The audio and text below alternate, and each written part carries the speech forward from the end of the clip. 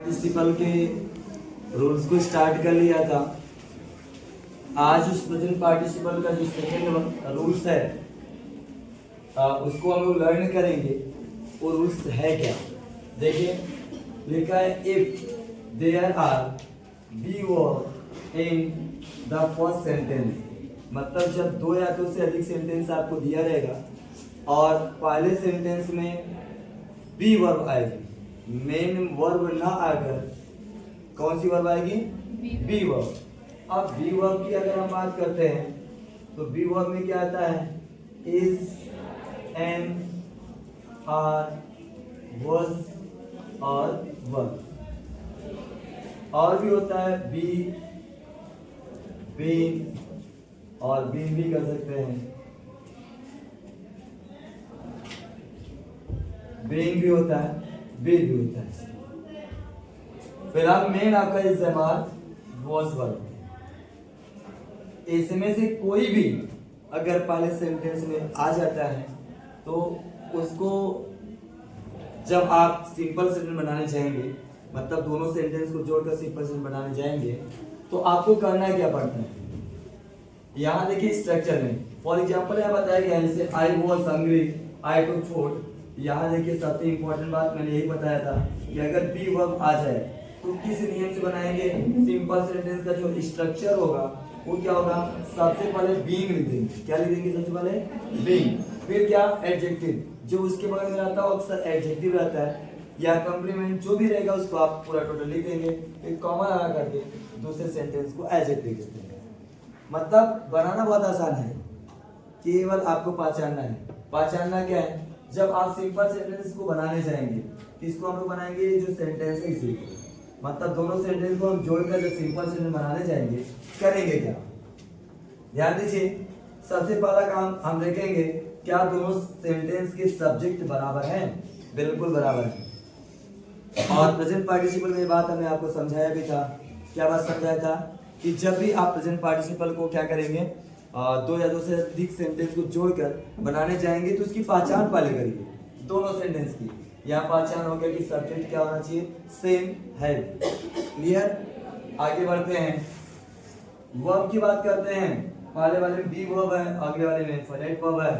दोनों finite verb भी एक तरीके से कहा जाएगा अलग अलग है, ये भी फाइनाइट वर्ब ही है। इसके बाद अब दोनों सेंटेंस के टाइम इंटरवल को थोड़ा देखा जाए। आई वॉज हंग्री, मैं भूखा था। आई टुक फूड, मैंने खाना खाया, मतलब आई टुक फूड, मैंने खाना खाया। तो अब आप समझिए कि भूख अभी लगी है तो आप 2 दिन बाद, 2-3 घंटे बाद आप नहीं खाना खाएंगे। जब भूख लगती है तो अब खाएं ना, वो दूसरा मामला है, बट सिस्टम जो अलाउ करता है, नियम जो कहता है कि आपको भूख लगी तो आप तुरंत खाना खाएंगे। तो टाइम इंटरवल न के बराबर बहुत नगण्य है, तो उस समय आपको क्या करना होगा, इन दोनों सेंटेंस को प्रेजेंट पार्टिसिपल का प्रयोग करके आप क्या करेंगे, सिंपल सेंटेंस बनाएंगे। रूल्स बताता है कि सबसे पहले बीइंग लिख देंगे, क्यों, क्योंकि ये बी वर्ब आई है इसलिए। तो क्या लिख देना होगा, सबसे पहले हमको बीइंग लिख देना पड़ेगा ये। और इसके बाद बगल में जो लिखा गया उसको आप लिख देंगे। हंग्री है तो आप हंग्री लिख देंगे। एक सेंटेंस समाप्त हो गया तो बताया गया कि कॉमा लगा देना चाहिए और दूसरे सेंटेंस को आप एडजेक्टिव देंगे। यहाँ दोनों जगह प्रोनाउन है, अगर कहीं यहाँ नाउन होता तो उसको यहाँ रिप्लेसमेंट करके आप लिखते, रिप्लेस्ड कर देते, बट यहाँ पे दोनों जगह एक ही प्रोनाउन है तो आपको कोई चिंता नहीं है। आप लिखेंगे आई टुक फूड, जैसे भी लिखा गया है आप वैसे इसको लिख देंगे। तो ये आपका क्या बनकर तैयार हो जाएगा, एक सिंपल सेंटेंस बन करके तैयार हो जाएगा। ये रहा आपका सेकेंड रूल्स। मुझे लगता है आपने समझा है। थोड़ा सा ध्यान यही देना पड़ता है, इस सेंटेंस के सब्जेक्ट को केयरफुली समझना होगा। अगर नाउन है तो नाउन यहाँ रिप्लेस मतलब रिप्लेस करना होगा, मतलब यहाँ पे नाउन लिखना पड़ेगा। बाकी तो आप समझ गए हैं। अगले एग्जाम्पल की तरफ चलते हैं हम लोग। आपके सामने लिखा गया है I found my pen, it was lost. ध्यान दीजिए, जब दो सेंटेंस आपका यहाँ दिया हो और एक सेंटेंस का ऑब्जेक्ट, एक नहीं, फर्स्ट सेंटेंस फर्स्ट सेंटेंस का, और अगर सेंटेंस नंबर सेकंड की बात करें, फर्स्ट सेंटेंस का अगर ऑब्जेक्ट दूसरे वाले सेंटेंस के सब्जेक्ट के बराबर, ध्यान दीजिए, पहले सेंटेंस का ऑब्जेक्ट या दूसरे सेंटेंस के सब्जेक्ट के इक्वल हो। जैसे देखिए, आई फाउंड माई पेन, यहाँ पेन है, इट कौन है? पेन है। तो पहले सेंटेंस का ऑब्जेक्ट सेकेंड सेंटेंस का क्या बना है? सब्जेक्ट बना है।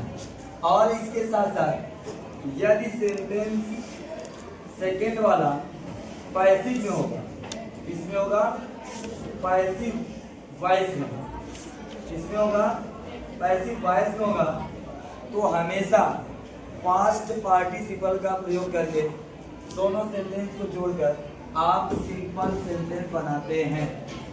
फिर से एक बार, यदि पहले सेंटेंस का ऑब्जेक्ट दूसरे सेंटेंस का क्या बन जाए? सब्जेक्ट बन जाए, पहली कंडीशन। दूसरी कंडीशन क्या?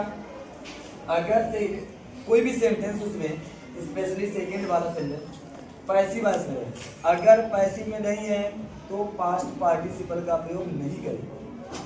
सेकंड सेंटेंस पैसिव वॉइस में होना कंपलसरी है। तो यहाँ देखेंगे इट वॉज लॉस्ट, वॉज के बाद थर्ड फॉर्म लगा है, तो सेंटेंस पैसिव में है।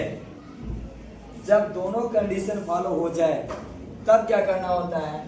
तब दोनों सेंटेंस को आप पास्ट पार्टिसिपल का प्रयोग करके एक सिंपल सेंटेंस बनाएंगे। अब पास्ट पार्टिसिपल क्या होता है? जो वर्ब की थर्ड फॉर्म होती है, जो वर्ब की थर्ड फॉर्म होती है उसी को नाउन से पहले लगा देते हैं। किससे पहले? फिर से सेंटेंस को ऐसे लिखेंगे,